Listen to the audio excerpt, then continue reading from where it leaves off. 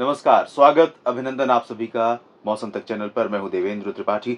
दोस्तों, आज 4 अक्टूबर है और 5 अक्टूबर को देश भर में कैसा मौसम रहेगा, आइए जानते हैं।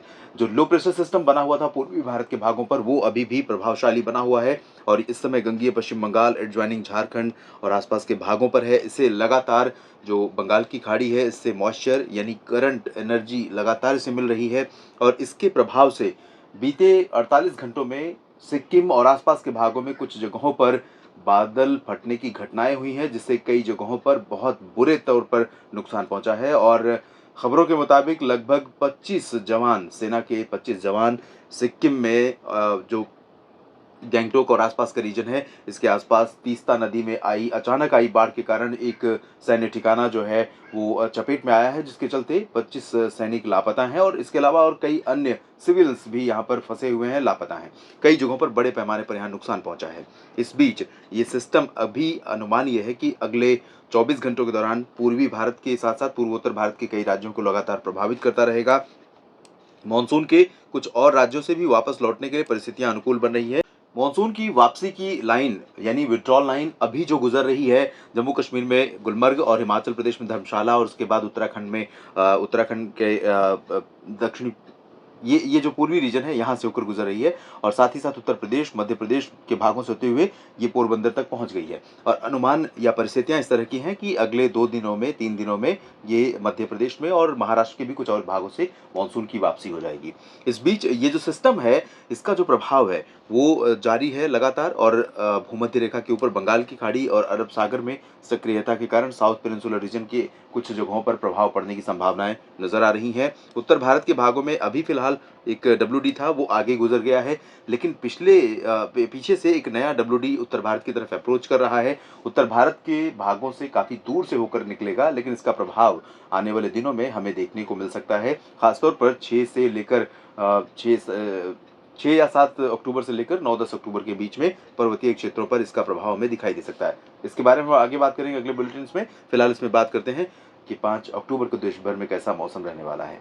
यहाँ पर आप देख सकते हैं मानसून के वापस लौटने की संभावनाओं या लौटने की परिस्थितियों के बीच में जब उत्तर पश्चिमी दिशा की शुष्क हवाएं चल रही हैं, तो इन हवाओं के कारण उत्तर भारत, मध्य भारत के अधिकांश इलाकों में ड्राई वेदर हो गया है। लेकिन जो पूर्वी भारत का रीजन है, यहाँ पर लगातार बारिश का प्रभाव या प्रकोप बना हुआ है और पूर्वी भारत में बिहार, झारखंड, पश्चिम बंगाल, सिक्किम, उप हिमालय पश्चिम बंगाल, पूर्वोत्तर में असम, मेघालय और आसपास के भागों में कई जगहों पर व्यापक वर्षा हो रही है। अनुमान और आशंका अगले 24 घंटों के दौरान यह है कि अरुणाचल प्रदेश में और असम तथा मेघालय में कई जगहों पर बेतहाशा बारिश हो सकती है। बहुत ज्यादा आंकड़े बारिश के हो सकते हैं और यहाँ पर फ्लैश फ्लड, जिस तरह की स्थितियां सिक्किम में डेवलप हुई हैं, लगभग उसी तरह की परिस्थितियां यहाँ पर असम और मेघालय के भागों में बन सकती हैं। इसके चलते यहाँ पर काफी नुकसान हो सकता है, तो थोड़ा सतर्क रहें, सुरक्षित रहें। और जो सीमावर्ती रीजन है, चाहे वो असम का हो या फिर अरुणाचल प्रदेश का, इन सभी भागों में जो सेना के जवान तैनात हैं बॉर्डर की सुरक्षा के लिए, उनको मैं अपील करूंगा कि जिस तरह की परिस्थितियां बन रही हैं उसमें आप उस जगह से बिल्कुल अवेयर हैं, तो सुरक्षित जगहों पर रहें और ऐसी जगहों पर जहां दुर्घटनाएं हो सकती हैं उन जगहों से गुजरने से बचें, ताकि किसी अप्रिय घटना का शिकार ना हो। और सुरक्षित यहाँ पर सभी लोगों को, सिविलियंस को भी रहने की ज़रूरत होगी। और ये बाकी जगहें जो हैं, नागालैंड, मणिपुर, मिजोरम, त्रिपुरा, इन भागों में हल्की बारिश होने की संभावनाएं दिखाई दे रही हैं। और पूर्वी भारत के भागों में गंगीय पश्चिम बंगाल, उप हिमालयी पश्चिम बंगाल, सिक्किम और बिहार के पूर्वी उत्तर पूर्वी रीजन, साथ ही साथ झारखंड के कुछ हिस्सों में मध्यम से तेज वर्षा की गतिविधियां देखने को मिल सकती हैं। पश्चिमी बिहार में धीरे धीरे बारिश कम हो रही है, दक्षिणी और पश्चिमी बिहार में, लेकिन इसके बावजूद भागलपुर से लेकर पटना, गया, दरभंगा और सुपौल से लेकर ऊपर पश्चिमी चंपारण तक और इधर बक्सर, कैमूर, गया तक, इन सभी जगहों पर कई इलाकों में बारिश होने की संभावनाएं रहेंगी। दुमका, देवघर, डाल्टनगंज, रांची, जमशेदपुर समेत झारखंड के भी कई जिलों में बारिश होने की आशंका बनी हुई है, लेकिन इंटेंसिटी पहले के मुकाबले काफी कम हो रही है। पूर्वी उत्तर प्रदेश के भागों पर बारिश सिग्निफिकेंटली डिक्रीज हो रही है और जो अभी यहाँ पर बारिश हुई है उससे ज़्यादातर जिलों में, जिस तरह के आपके कमेंट देख रहा हूँ मैं, उससे ऐसा लग रहा है कि आपको अभी इस बारिश से बहुत फ़ायदा पहुँचा है, क्योंकि देर से यहाँ पर रोपाई हुई थी धान की और इस फसल की जो फसलें यहाँ पर, धान की फसलें जो इस समय जिस अवस्था में है, उससे कह सकते हैं कि इस बारिश से फ़ायदा पहुँचा है। और अब जो मौसम साफ हो जाएगा, इसके बावजूद प्रयागराज के कुछ भागों तक और भदोही, वाराणसी, सोनभद्र, मिर्जापुर और साथ ही साथ मऊ, चंदौली, गाजीपुर, आजमगढ़ और आसपास के एक दो जगहों पर हल्की बारिश या बादल छाए रहने की संभावना बन सकती है और हल्की बारिश या बूंदाबांदी हो सकती है। हो सकता है कि जौनपुर तक भी बादल पहुंचे, लेकिन बहुत मामूली बारिश होगी और वो भी संभावना है कि जौनपुर के पूर्वी भागों में, पश्चिमी हिस्सों में फिलहाल बारिश होने की संभावनाएं कम नजर आ रही हैं। प्रतापगढ़ से लेकर आगे अयोध्या, गोरखपुर, अमेठी, रायबरेली, बाराबंकी समेत लखनऊ, कानपुर, झांसी, जालौन, उरई और इधर आगरा, अलीगढ़, मथुरा से लेकर मेरठ, मुरादाबाद, बरेली, शाहजहांपुर सभी जगहों पर ड्राई वेदर रहेगा। उत्तर भारत के पर्वतीय भागों की अगर हम बात करें तो यहाँ पर जम्मू कश्मीर और हिमाचल तथा उत्तराखंड में मौसम मुख्यतः साफ और शुष्क रहेगा। 6 से 10 अक्टूबर के बीच में थोड़ा परिवर्तन हो सकता है मौसम में, जब WD अप्रोच करेगा और करीब पहुंचेगा यहाँ पर। लेकिन उस दौरान बारिश होगी या बर्फबारी और कुछ भी नहीं होगा, इसके बारे में अभी थोड़ा कहना जल्दबाजी है, क्योंकि आमतौर पर बर्फबारी का दौर 15-20 अक्टूबर के बाद शुरुआत होती है। बर्फबारी का पहला स्पेल जम्मू कश्मीर में श्रीनगर और गुलमर्ग या काजीगुंड, पहलगाम समेत जो ऊपरी इलाके हैं इन भागों में शुरू होती है। तो अभी थोड़ा सा वक्त है, इसलिए जल्दबाजी होगा, लेकिन अपडेट करूंगा आपको अगले बुलेटिन में, ऑब्जर्व करता रहूंगा लगातार।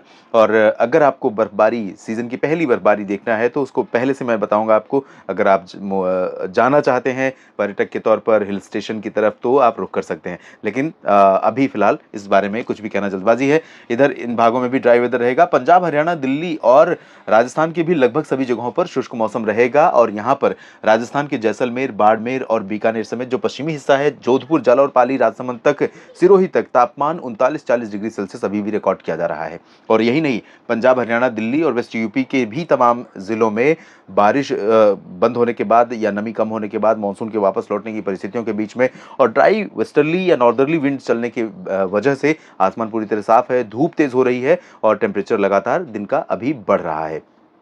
कई जगहों पर सामान्य से 2 से 4 डिग्री सेल्सियस तापमान उत्तर भारत के मैदानी इलाकों में रिकॉर्ड किए जा रहे हैं, लेकिन मिनिमम टेम्परेचर अपने नॉर्मल लेवल पर आ चुका है। वजह यह है कि आसमान रात में साफ होता है और धूप का प्रभाव जितना तेजी से बढ़ता है धरती पर, रात जब होनी शुरू होती है, सूरज जब ढल जाता है, तब उसके बाद तेजी से टेम्परेचर के जो ड्रॉप होने का सिलसिला है वो भी शुरू होता है। ऐसे में मौसम यहाँ पर ठंडा हो जा रहा है रात और शाम से लेकर के रात और सुबह के बीच में।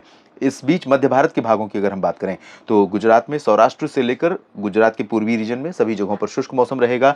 मध्य प्रदेश में भी ऑलमोस्ट एंटायर रीजन शुष्क मौसम वाला होगा। रीवा, सीधी, सिंगरौली में कुछ बूंदें पड़ सकती हैं।